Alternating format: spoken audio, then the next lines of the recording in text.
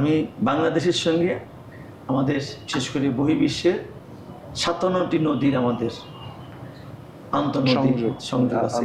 এর মধ্যে ৫৪টাই হচ্ছে আমাদের ভারতের সঙ্গে।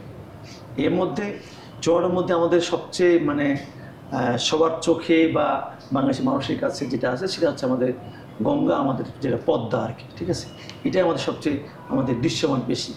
তাহলে এটুকু আমি বলতে পারি, বিশেষ করে আমাদের আগামী ১১ই ডিসেম্বর আমাদের ফারাক্কা চুক্তি মেয়াদ শেষ হবে এবং আমরা সেই চুক্তিটার জন্য আমরা একটি যৌক্তিক জায়গায় এবং আমরা আমাদের সরকার আমরা সেভাবে আমরা টেকনিক্যাল কমিটি আমাদের কাজ করছেন এবং আমি আশা করব আমাদের মানব জমিনের এই সাক্ষাৎকারের মধ্য দিয়ে বিগত দিনে ভারত সরকারের সঙ্গে বাংলাদেশের জনগণের যে একটা যে বৈরতার সম্পর্ক ছিল, আমি আশা করব বর্তমান যে আমাদের তারেক রহমানের নেতৃত্বে যে গণতান্ত্রিক সরকার, সেই গণতান্ত্রিক সরকারে ভারত সরকার বাংলাদেশের জনগণের সেন্টিমেন্টকে ধারণ করবেন এবং আমি মনে করি যে ফারাক্কা চুক্তির একটা আমাদের যে ন্যায্যতা, আমাদের প্রাপ্যতা, সেইটা মাথায় রেখে এই চুক্তিটা নবায়ন করবেন, যেটা ১৯৭৭ সালে শহীদ প্রেসিডেন্ট জিয়াউর রহমান করেছিলেন। তার আলোকে যদি আমাদের একটা